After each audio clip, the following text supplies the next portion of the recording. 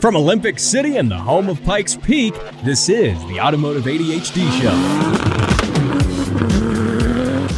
Oh yeah, here we are rocking it on the Automotive ADHD Show, heard around the world as a podcast and right here in Southern Colorado on the radio, 91.7 KLZR. Matt West here, hanging out with you to talk about cars. You have tuned into the correct car show. Now, this week has been a very busy week, and we got a whole lot of stuff to talk about. We're going to talk about the worst flag-waving experience in all of history, F1 history, well, actually, in all of history in general, and it is brought to you by Apple CEO Tim Cook. We're going to talk about that.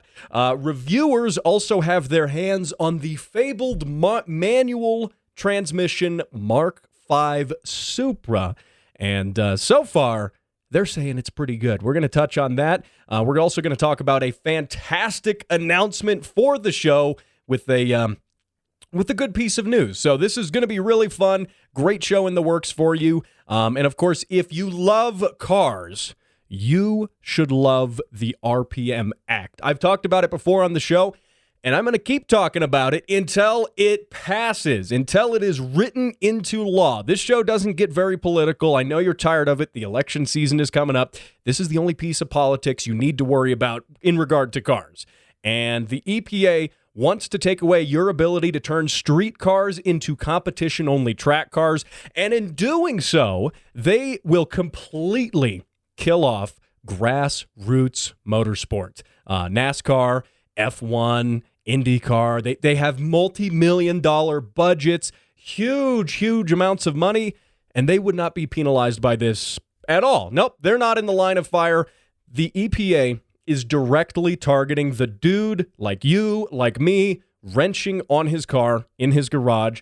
They're also targeting the small business owner who makes and manufactures performance parts, who employs American workers. These business owners, we're being targeted by this. If the EPA gets their way, these guys will go out of business, and all these business owners, too, won't be able to supply street legal parts either for your street car. So even if you don't race, this is important. We can fight back. So you got to jump on board with this. I've had a couple listeners message me on the Facebook page, facebook.com/automotive ADHD, saying that they have already done it. They have written their representatives. They've gone through the website, saveourracecars.com. It makes it super easy. Within like 2 or 3 clicks, you can have a letter. Yeah, you don't even have to write it. It's already put together. You can write your own if you want, but you can use the pre-built letter. Perfectly fine. Have that sent back to your congressional candidates, or rather representatives, I should clarify, and make some change happen with this, because we do need to save our race cars.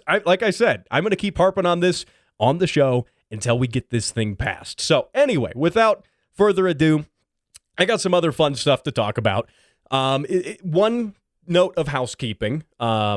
Tuesday is now the new upload schedule. I talked about it on last week's show, but I failed to talk about it until the end of the show. So a few people did miss that announcement. I'm going to be doing regular episodes on Tuesday. The Patreon subscribers will get the episodes sometime middle of Monday. So that's how that is going to be. And that's just to accommodate my work schedule, because it's totally bonkers right now. So that's just to allow me to have enough time to actually make you a good show, to put some love and effort into it, the kind that I always do for this show. I definitely want to put a good show on for you. So that is to do that. Now, I am going to be, in the future, putting up a poll about when you listen to podcasts the most. I do look at my podcast analytics for the show, and I actually see most people so far, at least according to that, for what that's worth, listen on Tuesday. So it might not be a bad move. So that is just a quick note of housekeeping for you there. Now, before we get into anything else, I gotta talk about this. So there is a bunch of people on the net have been sharing some of their recent spottings of funny license plates on the roads, and this comes from a hat tip from the Board Panda, and this is a internet forum that discusses things like this. And some of these license plates, though, people got are genuinely entertaining. So, like, check this out. There's a Chevy Impala, and they have a Chevy Impala license plate frame on the back of their car, and their license plate, the vanity plate they have, says Vlad the. That doesn't make any sense, right? Until you see the license plate frame at the very bottom of the frame says Impala. So it reads Vlad the Impala. That one's good. I like that one. There's a Volkswagen Bug with a vanity plate that says, ew, a bug. Yeah, I know. I feel that too, right? And here's another one too. I might link this on the Facebook page, facebook.com/Automotive ADHD, because there's just too many to go through on the show. There's a whole list of them here, but one of them here is good. It is a police interceptor, a Crown Victoria, that is no longer in police use, but it's still got the characteristic, kind of police black and white paint scheme. And the vanity plate on it says Wee Woo, WEEWOO. Perfect. You couldn't ask for better than that. Here's okay, I can't say that one on the show. Here's one. It's a Colorado license plate from my home state right here. Colorado has a number of different style of license plates you can pay a little bit extra to get, like support firefighters, support veterans. One of them is called Kids First, and it is supporting an organization for children. And so it has a little thing at the bottom of the plate. This is a part of the state thing that says Kids First. That's under your license plate number. Well, this person got a vanity plate. They did the custom text, and so their actual license plate says EATTHE, eat the. Okay, doesn't make sense until you see the rest of the plate on the bottom, because it's the Kids First plate says eat the kids first. Oh, man. There's another one I can't say on the air here, but it is funny. This one's borderline. It's an old school Ford Bronco, like a mid-90s Ford Bronco, all in white. And it's a New Jersey plate. And his plate just says, not OJ. So I'll let you disseminate that. I'll let you figure that one out. That one's good. Here's a Tesla that says, the plate says Nikolai Tesla, the actual Tesla, like the guy the car company's kind of named after. I think some people forget that Tesla was a real guy. It wasn't just a car company. So that is cool. This list keeps going on. Here's a truck for a video game store, and they have it's a big like panel truck for a video game store, and they have a bunch of ads on the truck for different video game consoles, but the license plate says no noobs. That's a video game slang for newbies. So, oh man, these are good. By the way, if you have spotted some funny license plates in your area, if you have, please send them to me on the Automotive ADHD Facebook page. Again, that's facebook.com/Automotive ADHD. I would love, looking through these ones that people on the net have spotted and posted are funny. I like that. But I would rather talk about ones that listeners to my show have spotted in traffic and sent in. So maybe we can make that a segment here in the future if you send in enough of them. I think that would be fantastic. The last license plate I'll finish on here. It's a North Carolina license plate, and I think there's some states who don't actually let you make this your license plate, but apparently not in North Carolina, because the license plate number, or the whole thing goes 8B, number 8, letter B, number 8, letter B. And from a distance, it just looks like 8.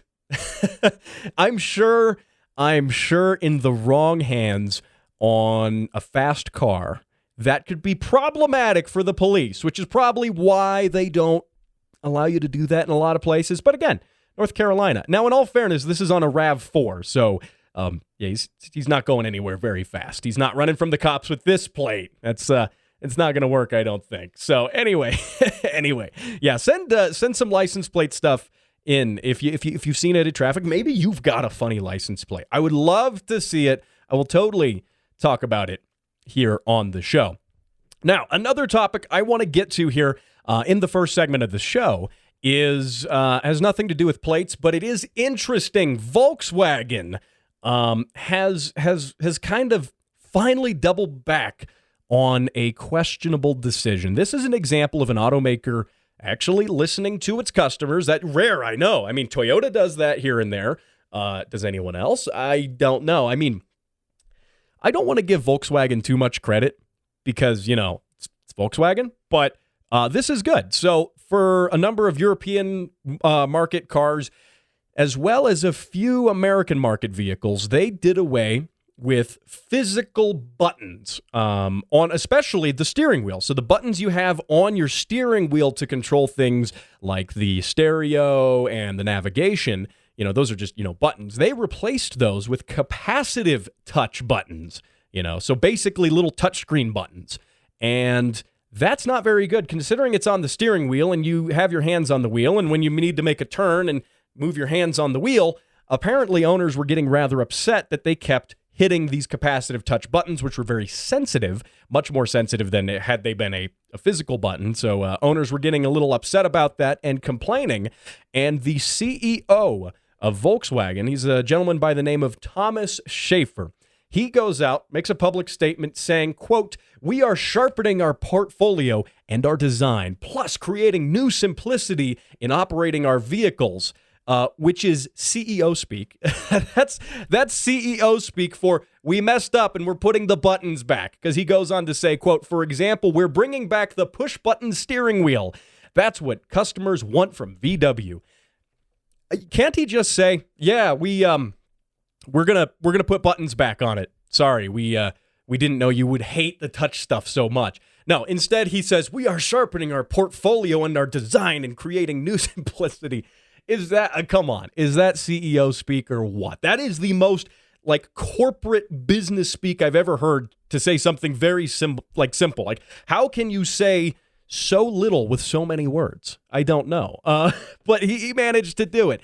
And again, this is one of those things where if you listen to your customers, you'll have happier customers, usually speaking, right? I don't want to say the customer is right all the time because if you've ever worked in customer service, there are times when the customer is very wrong. But in this case, I think the customers are correct. And this also, I would say, should apply to the rest of the physical buttons in the interior, which on these VWs has also been migrated to touchscreens. So, I mean, come on. VW owners have been griping about the lack of physical buttons, and especially all the way back to when those physical buttons mysteriously disappeared, presumably along with Volkswagen's diesel emissions tests. So wherever those went, the buttons also went too. And I think this is good news. This is good news that buttons are coming back into style in a weird sense. The touchscreens have absolutely been a fad. And I think they're just that. I think they're a fad. You can't replace true, genuine functionality for the sake of style and expect it to stay, to expect it to be long-lasting. Obviously, touchscreens still have a perceived sense of luxury inside cars. That goes all the way back to the very first navigation systems that were put in cars, even as early as the late 90s. And that was a very expensive option. So by extension of that being very expensive, having a screen in your dashboard has also grown to have the perception of being, wealthy, it's cool. Yeah, I got the screen in here. Yeah, aren't I cool? I can afford that. Well, it's just gone too far because you're actually removing practicality and usability and ergonomics from a car that is designed to be used by, I don't know, people? Yeah, people. People who typically interact with their car with, and especially the controls with their hands. And now this goes, I've talked about this on the show once before as well. There's a Swedish company that actually did a formal study and to determine what's better, touchscreen or buttons. Now, obviously, a touchscreen, you do have the benefit in some cases that the control scheme and the layout of it can change depending on the thing you're doing with it. It can be dynamic. Not everything has to be in the same place all the time, which that can be beneficial from a sort of techie computer perspective. I can see how tech executives like that sort of thing. Ooh, dynamic, fancy, corporate buzzword here, right? But the reality is, again, in a car, controlling things should be tactile. Randy Popst, racing driver who went up Pikes Peak this year, he had a really challenging time driving his Tesla that he was racing. He had an incredibly challenging time turning on the windshield wipers and turning on the defroster, because if you know anything about Pikes Peak this year, and trust me, I do, I was there. It was cold, it was foggy,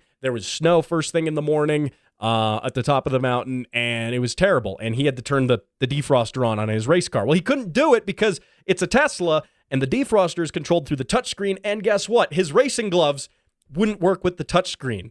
So, what can you do? Can he take the glove off while he's doing triple digits up a foggy mountain with drop-offs at every corner? Absolutely not. He just kind of had to put up with it.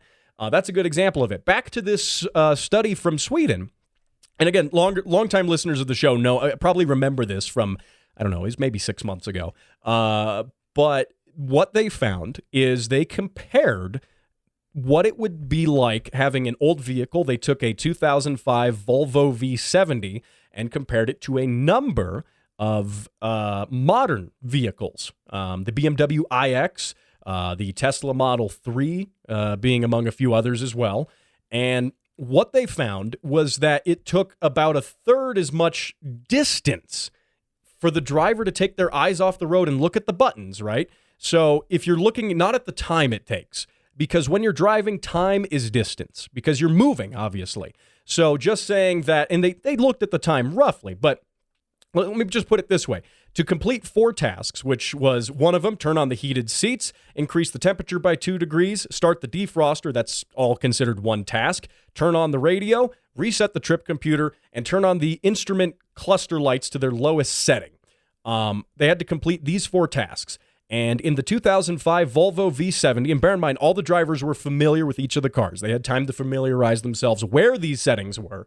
But even with being familiar, the 2005 Volvo, to run through these tasks, took an average of 10 seconds, which that 10 seconds at 68 miles an hour, which was their testing speed, converted to about 300, or rather, that is, 306 meters, so that's just over 1,000 feet there. And in comparison with the Tesla and the BMW iX, those same tasks took 900 to, not feet, 900 to 1,000 meters. So we're talking an average of a third here, a third difference. And that time it took, it was 10 seconds in the Volvo, and the BMW took about 30 seconds. And again, the seconds, people could say, oh yeah, whatever, the seconds, it's meaningless. When you equate that into distance traveled with your eyes off the road, 300 meters versus 900 meters on average. That's a big difference. Now, but this further becomes compounded by the fact that when you're driving in the Volvo, because you have physical buttons and you can retain a muscle memory of where those buttons are, and even if you can't, you can feel in a tactile way where the knob is. You don't even have to look at it. That means that's 306 meters to complete those tasks in which your eyes didn't even have to leave the road. Whereas, compared to the touchscreens, that's 900 meters, where not only did you travel 900 meters while doing this task, that was 900 meters that you weren't looking at the road and you were scrolling through touchscreen menus, basically like having an iPad or a smartphone in your dash. Like, you just can't argue with that. You can't argue with that. Buttons, simply put, are better, and it has taken Volkswagen this long to realize that buttons are better. Wow. Yeah, again. Yeah, they're, again, here, I'll re-quote this here. They are sharpening their portfolio and their design, plus creating a new simplicity in their vehicles. Yeah, that's their words, not mine. So, again, translating that, bring the buttons back. That's what we want. We want buttons in cars. As a fan of old cars, I like buttons. As someone who's driven in plenty newer cars, the touchscreen's kind of cool. I understand. It's also harder to keep clean, though, in my opinion. It gets all full of fingerprints and looks nasty in the sun. But you know what? What do I know? What do you know? What do we know about cars? Oh, we only drive cars every single day, for what that's worth. So, Oh, man. But anyway, there you go. Now, hey, we've got a lot of other interesting stuff to get to right here on the show. I have an exciting piece of news about the show to give you. We're also going to talk about the most tragic and disappointing thing to happen in Formula One. That's next. At the Speed Council, we understand that to go fast, you sometimes need to spend fast. As the inventor of hypersonic travel, the world's fastest cat, and instant noodles, we know what it takes. Money. Your contributions, bribes, and other monetary gifts keep the lights on at the Speed Council. However, we also know that giving back to our supporters is important, and now through the month of November, if you have contributed to the cause of speed, you're eligible to receive the Automotive ADHD keychain free of charge. New supporters who join through the end of November are also eligible. When you support the Speed Council, you also receive your favorite podcast early, or as one might say, faster. For more information, visit thespeedcouncil.org, because if there's anything we're fast at, it's spending money.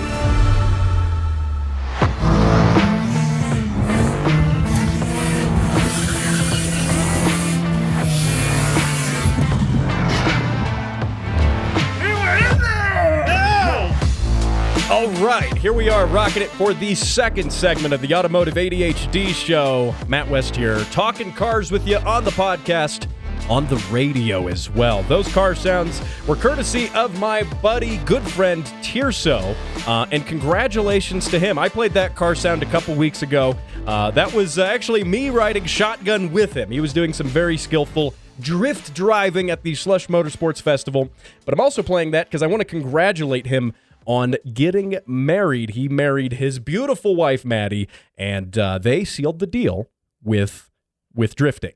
And I don't have a clip of that specific instance, but they did. Now, I talked last week about listener Aaron, who also did some donuts and drifting when he got married. And I said, are you getting married if you're not doing donuts? If you're not drifting?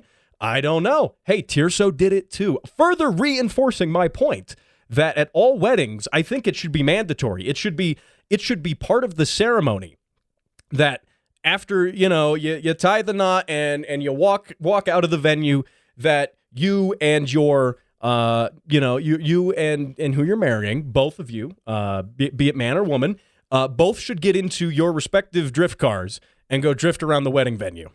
That should just be like, that's how we do it. That should just be part of the ceremony. People should say, why do we do that? We just say, that's how we do it. That's how we've always done it. That's how it shall always be. So, oh man, again, congratulations to Tirso and Maddie. Very, very cool. Glad and very happy for him as well. So there you go. Now, hey, by the way, here's a fun announcement. So Automotive ADHD is now going to be on your favorite video platforms. This is cool. We're transcending audio into video. Going through to the other side, YouTube, as well as Rumble, and TikTok. I say TikTok with a grain of salt, but more on that. And also to inaugurate the new YouTube channel, I am doing a Automotive ADHD episode marathon. So every other day through the end of this year, there will be an episode from the vault posted on the YouTube page. This is cool. This is a great way to catch up, especially if you're new to the show. And I know there are many of you who are new to the show. I just hit 13,000 listeners this month, which is mind-blowing. That's phenomenal. I feel like it was just a couple months ago I was excited to hit my first 1,000. So you really make the show fantastic. I do the show because I love making it for you, and this is one of those things. If no one was listening, I would be doing it anyway, and I'd be sitting here in a room talking to myself, but it really brings me joy knowing that you listen to the show. Also on the YouTube page, my veteran listeners, people who've been with me since the very beginning, can get a little bit of a refresher, go on a little bit of a flashback trip, listening to some of the earlier episodes, so that you can look it up on YouTube. But I'm also going to have a link to it posted right here on the description for this episode. I'll have a link to actually all the video sources posted.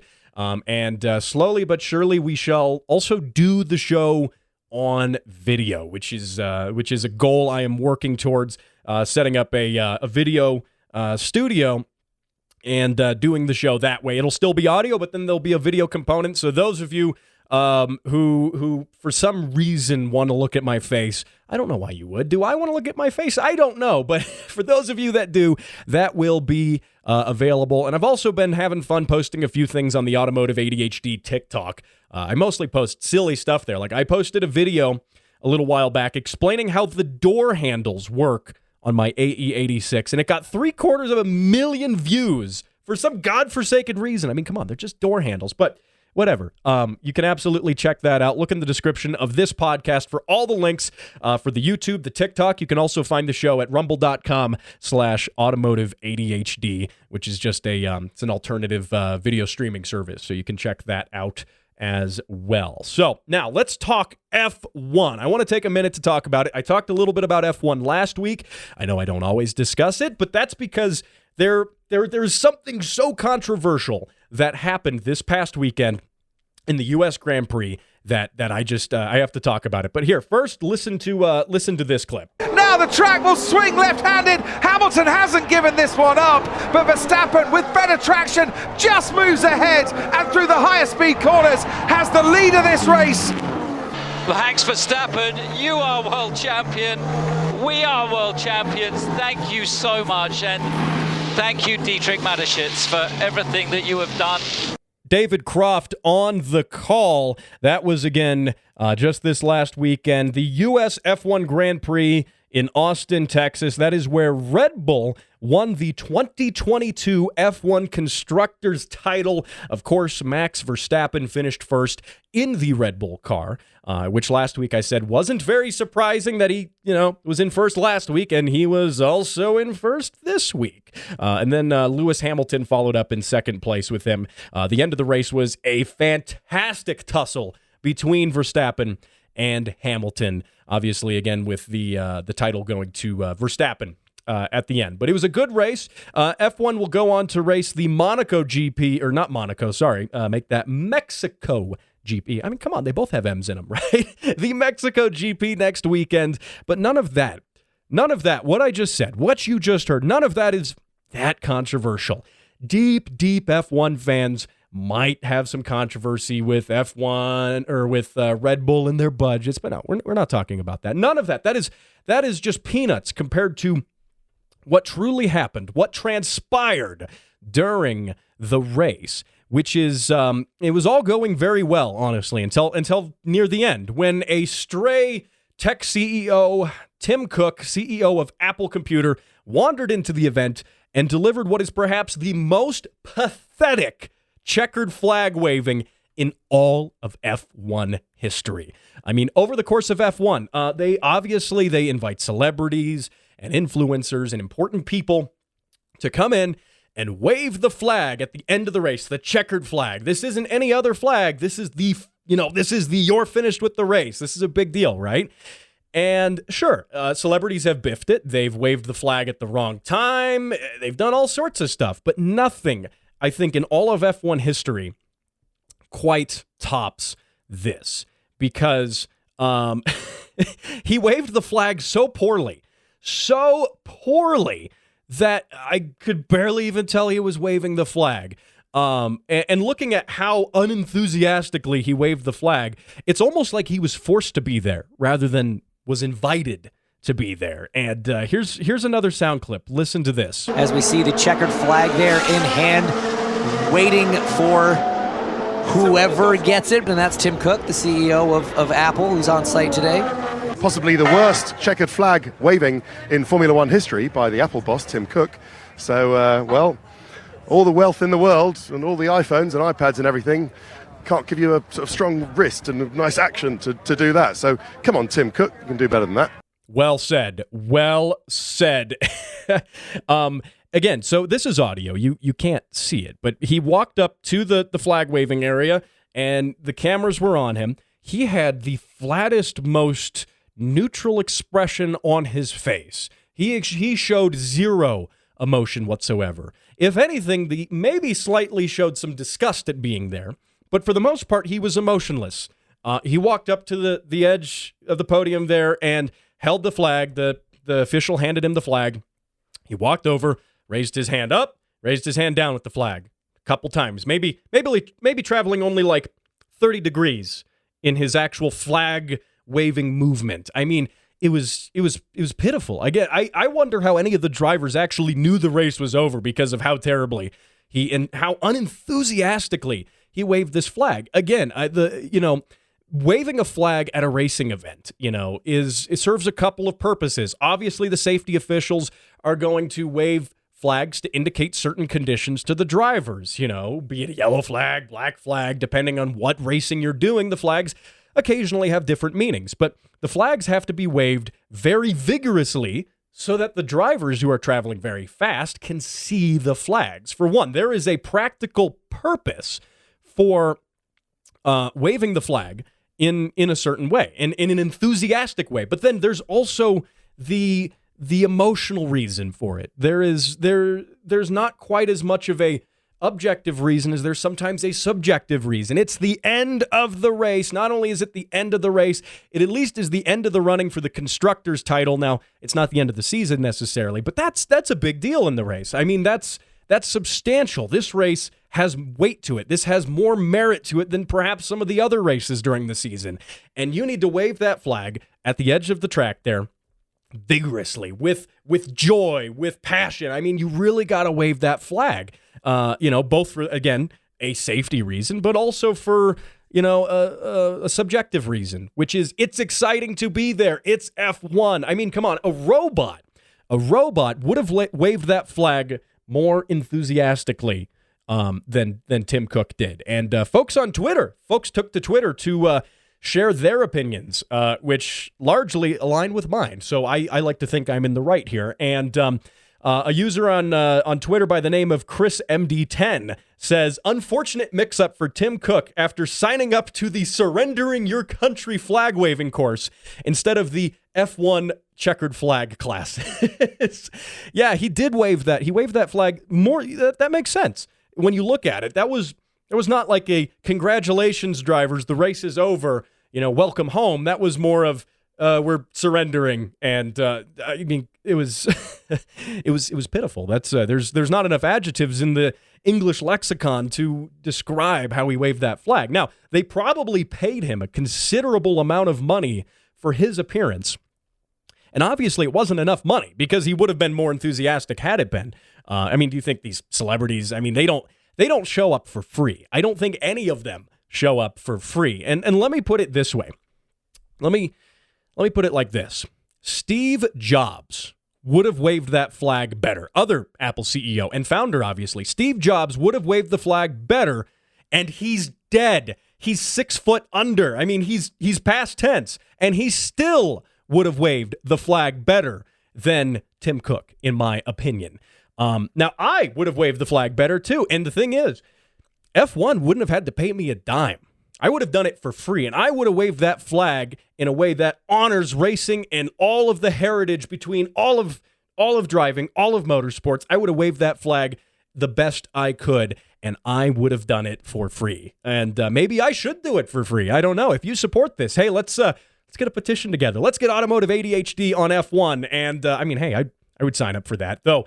Obviously, this is a radio show and a podcast, so, no one would know what I look like. The crowd would wonder, who's that guy waving the flag? But gosh, he's waving the flag good. He's doing a good job. He's doing it justice. Oh, man. I don't know. It's just, look, the Red Bull Constructors Championship title was, I would say, all but ruined. It was overshadowed. A whole stellar season of racing on behalf of driver Max Verstappen and, of course, his entire team, all of the logistics that go into winning the Constructors title in Formula One. All of that was just overshadowed, completely overshadowed by Tim Cook's failure to wave the flag properly. And I would be pretty upset if I was the Red Bull team and if I was Max Verstappen. I mean, I would be issuing lawsuits. I mean, we would be going full steam ahead. Defamation lawsuits, everything. They ruined it. Come on. For the CEO of a major tech company, you think he would do a good job of that. I mean, what can I say? What can I say? I mean, sure, Apple makes nice products. I have a cell phone that has been manufactured by Apple. I like it. It's fine. But I mean, I think at this point we need to just boycott Apple, everything Apple, all of it, 100%, because of this one instance. Am I overreacting? I don't think I'm overreacting. I think all of F1's fans, any fan of motorsport who's watched any form of motorsport, who has attended any motorsport event, even a child, the smallest and youngest of children, know that is not how you wave a flag at a racing event, let alone an F1 event televised on worldwide television. The world was literally watching when he walked up to the flag waving podium there and kind of shook the flag around once or twice. I mean, I don't know. Look, I can't, it's such a resounding disappointment. I don't even know how to segue into another topic out of this. I don't even know. I think that is probably a good cue for me to probably just take a break. We'll detox from that here during the break, and we'll come back. We're going to talk about the new Supra and some other fun stuff right here. And now for how things work with an engineer. CVT transmissions. And that was how things work with an engineer. For more of how things work, go to patreon.com/throttlewarrior.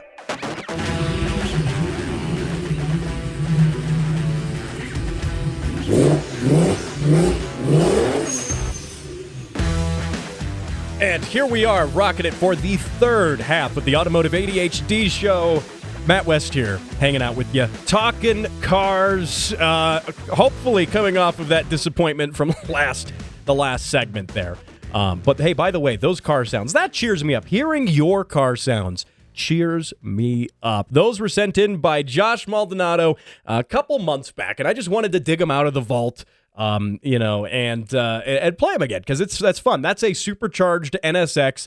Josh, of course, has been a longtime listener of the show. He sent in many car sounds, and that is a supercharged NSX from his place of employment, which is super cool, because I would totally work in a place that does NSXs. He works at an NSX like specialty shop, tuning NSXs and building them, and that's awesome. I think that's fantastic. That's dream job quality right there. So, again, want to thank Josh for sending that in. Even though it was a little while back, he's probably going to be surprised to hear it now. I just thought it was a lot of fun.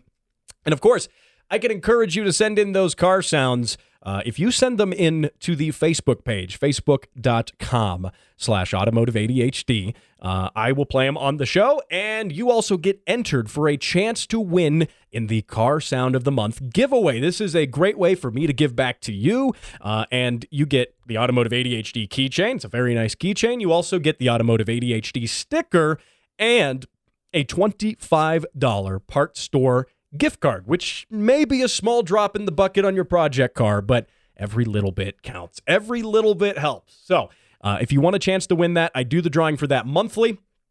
Send in those car sounds. It's a lot of fun. And then you can tell your friends, your car's on the radio and on the podcast. And that's super cool. And alternatively, I guess there's one other way if you're really interested in sending the car sounds. I suppose there's one more method for you. Obviously, there's the email, matt@throttlewarrior.com. But aside from that, I could also encourage you to put the car sounds on a flash drive and then zip tie that flash drive to how about a set of Fortunato 510 coilovers for a Honda S2000 with the remote reservoir upgrade.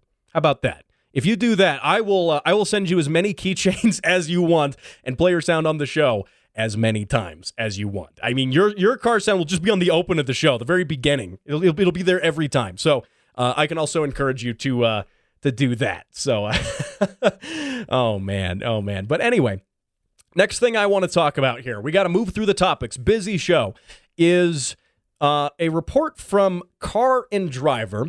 Hat tip Sebastian Blanco from Car and Driver, who writes about this, and it's an interesting study. There is a study that found, and this is staggering. This is staggering that 39% of active car buyers, people in the market right now, are willing to pay a markup of $19,000 on a new car purchase. 39%. That is worryingly close to 50%, which is half of all people. So almost half of all buyers currently in the market would pay a markup of 19 grand. 19,000. And this is staggering. The survey itself comes from Quantrell Auto Group, who's a big survey company that does this stuff, mostly for car dealers. So it's worth noting that this is more of an industry car dealer specific survey group. If that has any bias weighting towards it, I'm not sure, but just so you know. And they did break this down by state. The state here in the United States that is the most willing to pay markups is the state of Idaho. Car shoppers in Idaho apparently are so desperate that they bear in mind, 39%, $19,000 over MSRP. That's like the average. Car shoppers in Idaho, though, are willing to pay up to 71% over the sticker price. 71%. That is insane. I mean, that is absolutely staggering. I mean, what are they doing? Where are they even getting all their money in Idaho? Where are they even getting that? I mean, what is it? Is it all the potatoes? Is it because they're selling the potatoes? That's where all potatoes come from, right? All the potatoes in the whole world obviously must come from Idaho because they have all this money to spend. 71% over MSRP. Let me remind you, MSRP stands for manufacturer suggested retail price. That's what the car maker thinks you should spend. That's what they think you should spend. Now, the car maker obviously is not the car dealer. Dealers obviously mark up cars no matter what, because they're in the business of making money, but usually it's only a couple percent. It's maybe $2,000 on this, maybe $3,000 on this car. We're not talking let me put it this way. If you were buying a $100,000 car and you were willing to pay a 71% markup on that car would cost $171,000. That's insane. How many people are willing to spend that kind of money? I know people who are maybe in the $100,000 car price bracket, and they're definitely not in the almost $200,000 price bracket. Most people looking to spend $100,000 on a car are not looking to spend $200,000 on a car. And most people who are looking to spend $200,000 on a car aren't wanting to buy a $100,000 car because a $100,000 car isn't going to be as nice or have the options that they want and that they expect for $200,000. There's clearly a divide here. This doesn't work. And think of this on the smaller end. If you look at just the national average, 39% of people willing to pay over $19,000 over MSRP. So say that's say you're buying a car that's the average. According to Car and Driver, the average new car price right now is $48,000, which isn't that also crazy? That's a lot of money. I think all of my 6 cars collectively are worth maybe like half of that at best. So here's the thing. So $48,000 is the national average new car price. That means that, and let's just say $20,000 markup, right? 19,000, 20,000. We'll just make it easy for math here. But let's just say that means that you're looking to buy a car for $48,000, but you're okay with paying almost 70. So you're okay with almost paying 70 grand. It'd be $68,000. Could be $69,000. Nice, by the way. But that would mean you're okay with that. And, that's, it is $69,000. Anyway, so the thing is, think of this practically. How many, suburban moms with 2 kids, 2.5 kids or whatever, who are looking for a new minivan and they want something nice and a little luxurious for themselves, but they need space for the kids and their budget's about 50 grand. How many of them are actually going to say, well, 70 grand's also fine, I guess. And let me put it this way. If you're looking at MSRP, 70 grand gets you a lot more car in many cases than 50 grand does. So are you really okay paying 70 grand for a $50,000 car, knowing that you could go somewhere else and just pay MSRP and then have a nicer $70,000 car? My case still stands. My case stands there. Absolutely. And the problem here is Idaho. The problem is Idaho. It's entirely their fault. Obviously, they're the ones causing this. They're selling all the potatoes, and they're paying 71% percent over MSRP, which is insane. Again, if people all stopped doing it, if we unilaterally decided that we were going to stop paying over MSRP, if we all did it, then none of the dealers would make any money because they're listing these cars for over MSRP. And if literally every car buyer who's buying a new car says, I'm not paying a dime over MSRP, then the dealers just wouldn't make any money. Therefore, they wouldn't even sell the cars. So they would be forced to reduce their price to what the market is willing to pay for. And then that would solve this problem. Now, obviously, the issue is people who are a little more flush with cash than others, who are willing to pay more than the manufacturer says that vehicle is worth in markups. And as they call them, dealers don't always call them markups. You won't just see on the dealer sheet, the window sticker, you won't see, MSRP and then markup. They'll call it something seemingly more innocent, even though it's the same thing. They'll usually call it a market adjustment. That is just a fancy word. That's just dealer speak for a markup. That's money. That's profit going into their pockets. It doesn't even go to the manufacturer. The manufacturer allots the dealers a certain amount of cars. Dealers take out a loan, like a floor plan loan, they often call it, to buy cars from the manufacturers at whatever cost the manufacturer has set for its dealers to buy the cars. Or the manufacturer will allocate a certain number of cars to it. There's a few ways they do it. But for instance, say the dealer pays X amount, they pay 50 grand for the car, and the MSRP is 60 grand. That bakes in a 10 grand profit for the dealer. This is all rough math. A lot of it's not actually going to come out like that. I'm just saying that to illustrate a point, which is that then the dealer makes that profit and the manufacturer doesn't see it. Now, when the manufacturer sets the MSRP at a certain price, then the dealer marks it up a couple grand. That's maybe acceptable. Maybe. I don't know if I would be on board with that, but a lot of people are. But then the dealer marks up another 20 grand on top of that. And that's, you're talking, you could buy a whole nother economy car for that, like brand new. You could buy you could nearly buy an entire Toyota GR86 for like $28,000. So you could be buying that one car you got, and then you could go buy another car. You could have two of them for the price of what some people are willing to pay as a markup on just one. It's just nuts. If we stopped doing it, then it would stop being a problem. But obviously, places like Idaho keep doing it. And then dealers think they can get away with it. And overall, I've talked about markups before on the show. And Ford isn't as big of a fan of the markups. They've actually talked about penalties for dealers who mark up cars beyond a certain amount. Penalties in terms of allocations and things like that. Hyundai has been outspoken against it. Kia, well, same company as Hyundai, really, also outspoken. General Motors has also talked about it to address problems. Because if you're a dealer and you're marking up a $30,000 car and you're selling it now for $49,000, then, look, you're also tarnishing the reputation of the brand you're selling. If people go to that dealership and say, God, these guys are scummy, they're marking this car up 20 grand, what the heck?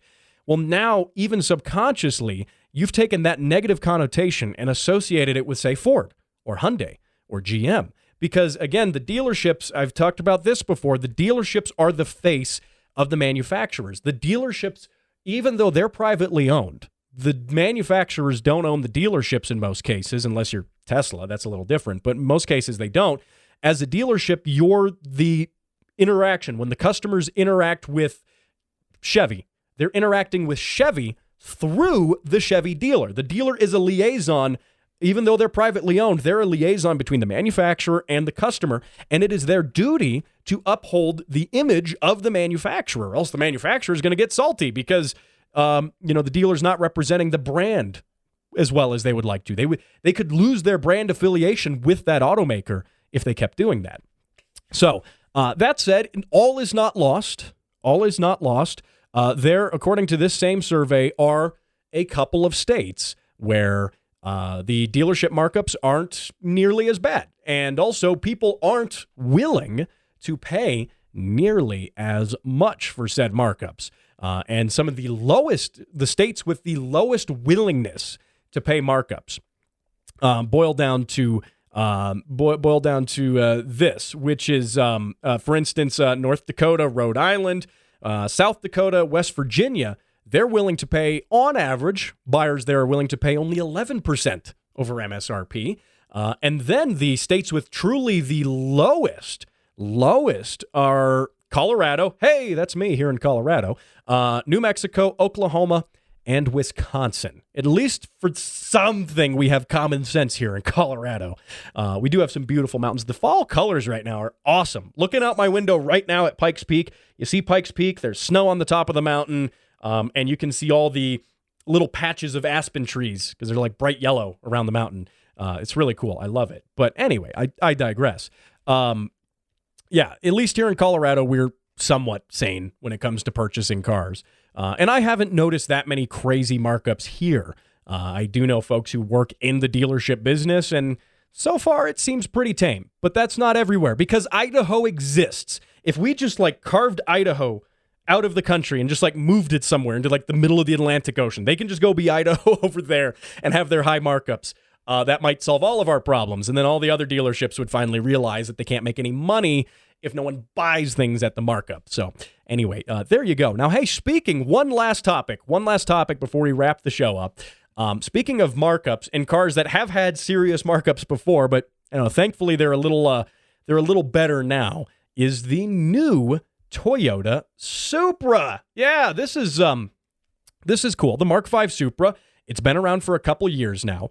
But testers and reviewers are finally getting their hands on the fabled manual transmission version. And this is brilliant because I said all the way back, do you remember when Drive Tribe was a website that existed? It doesn't exist anymore. But I had my own little blog there, and I would rant and rave about cars, much like I do here on the radio show and podcast. And then people would read it, obviously, instead of listening to it.